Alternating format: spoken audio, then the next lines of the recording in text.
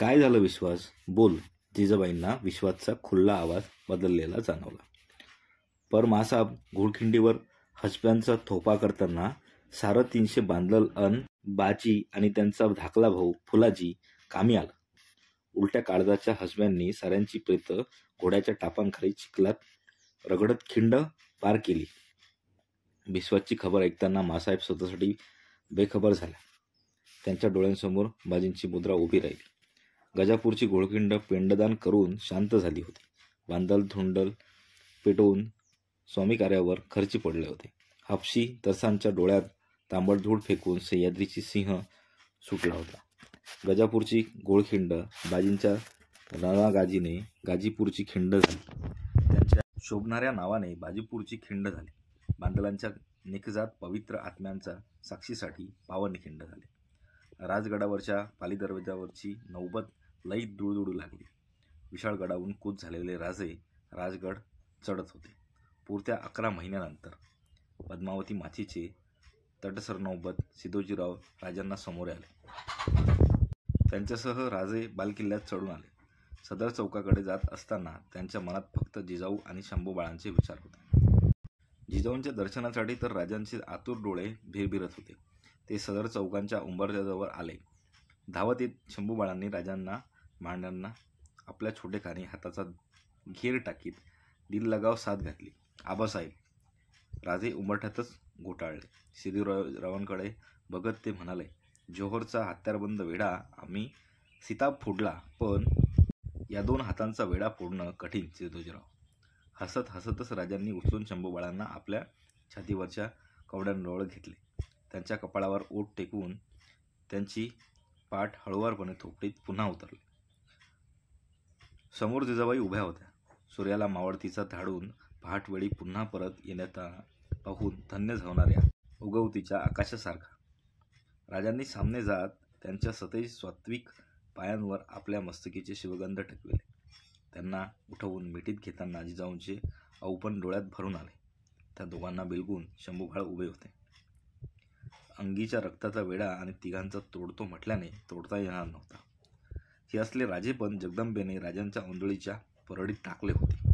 हे असले आऊपण जिजाऊंनी आडव्या मळवटाबरोबर माथ्यावर घेतले होते. आणि हे असले बालपण शंभूबाळांचे बोट धरून त्यांना आपल्या संगती चालवित होते. शास्त्रखानाने वेढा टाकलेल्या चाकांचा संग्रामदुर्ग आपले नाव सार्थकी लावीत चांगलेच 54 दिवस खानाशी भांडला. 55व्या दिवशी चाकांचे किल्लेदार फिरंगोजी हातातील फिरंगी खाली ठेवून संग्रामदुर्ग सोडून राजगडाच्या वाटेला लागले. याचवेळी राजांचे दुखणे आता सरदारांच्या हातून निभत नाही म्हणून खाशा आदिलशहाचा जबाब जमतीनिशी विजापूरहून मराठी मुलखाच्या रोखाने कूच झाला. पुन्हा आक्रमण, पुन्हा घोडेद्वारी, टापांखाली पुन्हा मुलूकपूर. पण राजे राजगड सोडू शकत नव्हते. सईबाईंचे वर्षश्राद्ध तोंडावर आले होते. सईबाईंच्या आठवणीने बेचैन झालेल्या राजांची वर्दी पाठवून शंभूबाळांना आपल्या महाली बोलावून घेतले. सईबाईंची सावळी मूर्ती मनात रेंगाळत असताना समोर उभ्या राहिलेल्या बाळराजांचे खांदे प्रेमभावनाने पकडीत राजे म्हणाले, शंभूबाळ, वेढा म्हणजे काय म्हणून तुम्ही आऊसाहेबांना विचारलं ते आम्ही सांगतो. जे सामने असलं की तोडता येत नाही आणि नजरेआड झालं तरी ते आपणाला तोडायला राजी होत नाही, त्याला वेढा म्हणतात बाळराजे. राजांचा आवाज सईबाईंच्या स्मरणाने भरला होता. डोळे बाळराजांच्या डोळ्यातील काळाशार बाहुल्यात आपणाला हवे असलेले सावळेपण ढुंडीत होते.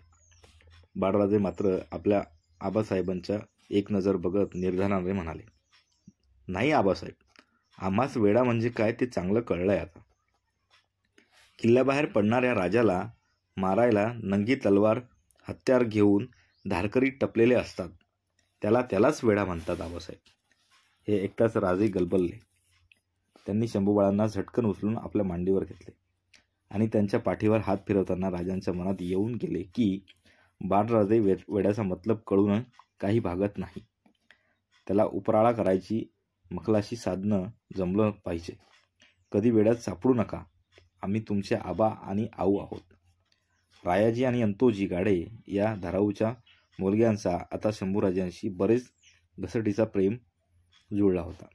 बाळराजांची उमर जशी वाढीला लागली तशी त्यांची भोसलाई नजर आपोआपच तयार होत होती. नसलबाज अरबी घोड्यांच्या एडबाज शिंगाराला वारेझोताच्या कानोसा घेण्यासाठी कुणी कान टाव करायला शिकवावे लागत नाही. जिजाऊंचा महाल सोडला तर शंभूबाळांचा सारा समय अंतोजी रायाची संगतीत जात होता. शिलेखाना, कमरखाना, दफ्तरखाना, जासूदखाना, गडावरच्या 18 कारखान्यांचा कानुजाबाद राजांनी कसा बनविला आहे हे शंभूबाळ रोजानाच्या फेरफटक्यात जवळून बघत होते. दर्जी महाल, चोबिने महाल, शेरी महाल, सौदागिरी महाल अशा गडावरच्या 12 महालातील मुरब्बी लोकांचा रिवाज त्यांच्या नजरेखाली येत होता. राजसदरेवर जिजाऊंच्या तर्फेला बसून गोदसभेने दिलेले कथल्यांचे न्यायनिवाडे ते ऐकत होते. धाकलं राज म्हणून लहान थोरांनी घातलेले आदब मोजरे रुजू करून घेत होते. धाकूटपणा पंतोजी गुरुजींपेक्षा नजरेनेच उदंड शिकत होते. त्यांच्या माथ्यावरचे मायेचे छत्र अजानपणी म्हटले जाते. त्यांना परिस्थितीच उदंड शिकवित असते आणि त्यांच्या पदरी मरण जीवनावर टाकून दौडणाऱ्या राजांच्या पोटचा बच्चा होण्याचे फर्जंदपण येते. त्यांना अंगचे रक्तच उदंड शिकवून जाते. दिवाळीच्या दिवाळ्यांनी राजगड उजळून टाकला. शास्तखानाचा खासा सरदार कहारत खान उंबरखेडीतून खजिनासह कोकणात उतरणार असल्याची खबर राजांना मिळाली. त्यांनी जिजाऊंचा व शिवबाळांचा निरोप घेऊन राजगड सोडला. यावेळीच राजांचा सुभेदार तानाजी मालुसरे संगमेश्वरावर तळ टाकून होता. त्याच्या छावणीवर शृंगारपूरकर, सूर्यकर सुर्वे आणि पालवणकर जसवंतराव त्यांच्या जवळ सैन्याने रात्रीचा छापा घातला. ही खबर राजांना राजपुतात मिळाली.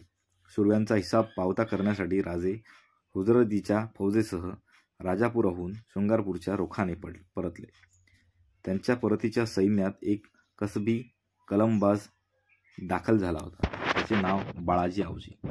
संगमेश्वर पारडी मार्गे राजे शृंगारपूरच्या पाठीवर येऊन धडकले.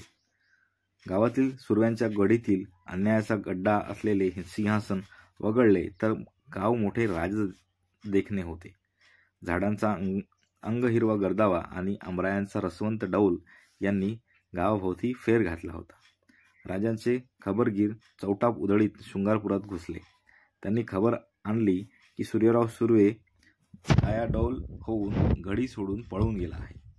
मात्र सूर्यांचा कारभारी दिवाण पिलाजीराव शिर्के मोठा तलवारबाज असून तो गडी लढवण्यात तयार आहे. माणूस इमानाचा आहे. राजांचे घोडदळ हर हर महादेवचा पाऊस पाडीत शृंगारपुरात घुसले. सुर्व्यांची गडी घेरली गेली.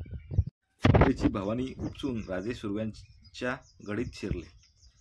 गडीतील सुर्व्यांचे सगळे धारकरी मावळ्यांनी दस्त करून त्यांच्या मुसक्या अगोदरच आवडल्या होत्या.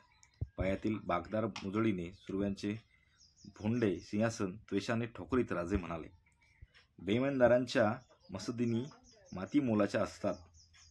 ते दृश्य समोर पाहत असताना एका बळजोर किल्लेदार माणसाची छाती वरखाली होत होती. ते होते सुर्व्यांचे दिवाण पिलाजीराव शिर्के. दोरखंडांनी दस्त केलेल्या पिलाजीरावांना राजांच्या सामने पेश करीत तानाजी मालुसरे म्हणाले, ह्यो बेईमानी धन्यांचा इमानी चाकर. शांत पावलांनी पिलाजीरावांच्याकडे जात राजांनी आपल्या हातांनी त्यांच्या काढण्या उतरल्या. राजे तानाजीला म्हणाले, चुकलात तानाजीराव. इमानी नजरेला धन्याच्या चालीची खोट कधीच दिसत नाही. दिसली तरी पटत नाही. म्हणूनच तर ते कुलवंत इमान असतात. मोकळे झालेले पिलाजीराव राजांच्या नजरेला निधळ्या छातीने नजर ठेवून म्हणाले, काढण्या कशापायी काढल्या? ज्या गादीला तुम्ही मुजरं केलं तिला ठोकरून वर ही आमची नावाजनी पायापाशी त्या परीस घोड्यांच्या टापांना जखडून आमच्याच गावात काढा की आमची धूळ धिंड. पिलाजीरावांच्या खांद्यावर आपल्या डाव्या हाताचा तळवा चढवून कपाळावरचे शिवगंध आकर्षित राजे म्हणाले, पिलाजीराव तुम्ही चुकलात. आम्ही पागेचा एवढा घोडा पोसला तो काही इमानदार माणसं त्यांच्या टापांखाली रगडण्यासाठी नाही. इमानी जनावरांकडून इमानी माणसं रगडणाऱ्या राज्यांची आनभाग आम्ही घेतलेली नाही. प्रसंग पडला तर आमच्या पागेचा घोडा इमानी माणसाच्या मांडेखालीच येईल. होईल ती मानहानी सोसायला मन बांधील झालेल्या पिलाजींना असले जिनगानी कुर्बान करून टाकावी असे बोल कधी ऐकायला मिळतील अशी अपेक्षाच नव्हती. घोटाळलेले पिलाजीराव राजांच्याकडे डोळे भरून बघत होते. त्यांच्या मनी चाललेला घोलमेल राजांनी जाणवली. त्यांच्या खांद्यावर तळहाताची एक थाप ठेवून राजे म्हणाले, घाबरू नका पिलाजीराव, आम्ही तुम्हाला आमच्या चाकरीत दाखल होण्याची भीड घालणार नाही. तुमच्या नेकबाज वार्तावावर आम्ही निहाल आहोत. पण सल्ला म्हणून मनची एक बात तुम्हाला जरूर बोलू. शिकलं न लावलेलं हत्यार आणि मुजोर बेईमान धन्याची चाकरी सारखीच असते. दोन्हीचा असून सुद्धा काहीच हिसाब लागत नाही. सुरव्यांची संगत करण्यापेक्षा शेतपोतावर जाऊन कुणबावा केला तरी तो गोमाटाच आहे. तानाजीराव पिलाजींना बाईजत मोकळं करा. राजांनी आज्ञा करीत उजव्या हातातील भावानी म्यान केली. पिलाजीरावांचे कल्ले थरथरले. झटकन वाकून राजांच्या मुजळ्यांना हात लावीत ते म्हणाले, राजे, आजवर तुम्हाबद्दल लय ऐकून होतो. आज त्याचा पडताळा नजरेला आला. म्याहून पाय धरलं. तोडायचं असलं तर टाका तोडून. त्यांना वर उठवून गळाभेट देत राजे म्हणाले, पिलाजीराव, आमची जिंदगी तोडण्यासाठी नाही. हयातभर आम्ही माणसं जोडतच आलो. तोडणं सोपं असतं, जोडणंच मुश्किल आहे. पिलाजींनी राजांना आपल्या वाड्यावर पायदोड टाकण्यासाठी विनवीचे मागणे घातले. निवडक धारकरी घेऊन राजे पिलाजीरावांच्या वाड्यात आले. वाड्याच्या सदर चौकात दोन भावंडे खेळत होती. साऱ्यांना पाहून ती दबकली. राजांनी पिलाजींना विचारले, ही कुणाची घरशोभा पिलाजीराव? जी, ती माझीच आहेत. हे थोरलं गणोजीराव आणि ही धाकली राजसबाई. समधी हिला राजाऊ म्हणतात, आम्ही जीव म्हणतो. पिलाजींनी आपल्या मुलांची नावे सांगितली. थोरला गणोजी तत्तरीत दिसत होता, पण तोरेबाज उभा होता. राजाऊ मात्र मोठी राजस आणि चालाक दिसत होती. तिच्या डोळ्यात भीतीचा वारा सुद्धा नव्हता. त्याहून राजांना तिला बघता क्षणी जाणवले की तिचा तोंडवळा जिजाऊंच्या तोंडवळ्याशी बराच जोडता आहे. पुढे जात राजांनी दोन्ही मुलांच्या खांद्यावर हात ठेवले. ते पिलाजींना म्हणाले, तुमच्या या जोडीने आम्हास आमच्या बछड्यांची याद दिली. पिलाजीरावांनी राजांची इमानदारे सरबराई केली. शृंगारपूर आणि प्रभानवल्लीचा सुबा त्र्यंबक भास्करांना सांगून त्यांनी त्यांच्या दिमतीला पिलाजीराव शिर्के ठेवले. शृंगारपूर सोडण्यासाठी राजे गाव वेशीवर आले. वेशीवर तर्फेला कसलेही एक मंदिर होते. हे कसले देवस्थान? राजांनी निरोप द्यायला आलेल्या पिलाजींना विचारले.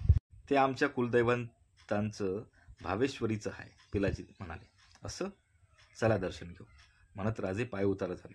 मंदिरात जाऊन त्यांनी भावेश्वरीचं दर्शन घेतले. बाहेर पडताना ते पिलाजीरावांना म्हणाले, तुमच्या या कुलदैवतांचा संबंध आमच्या जगदंबेशी असावा. ही मूर्ती जगदंबेसारखीच दिसते. शृंगारपूर सोडून राजांचा घोडेतुकटीने थेम्या चालीची धावणी झाली. राजांच्या मनात दोन गोष्टी धावणी घेत होत्या. एक राजाऊ उर्फ जीव, दुसरी भावेश्वरी. राजे राजगडावर आले आणि मृगाने आपली झोड उडवली. गडावरच्या झाडी आवळण्यात आल्या. गड उतरंडच्यावर झाडझडोरा पानधारात न्हावून निघून शंभूबाळांना संगती घेऊन राजे दप्तरखान्याचा जाप्ता जातीनिशी नजरेखाली घालू लागले. लोहार मेटावर भल्यांच्या इंगळावर ताणून निघणारी आणि घनठोक्यांखाली घडणारी तलवारींची पाती आपल्या सडक बोटांच्या मुठीत पकडून तोलून पाहू लागले.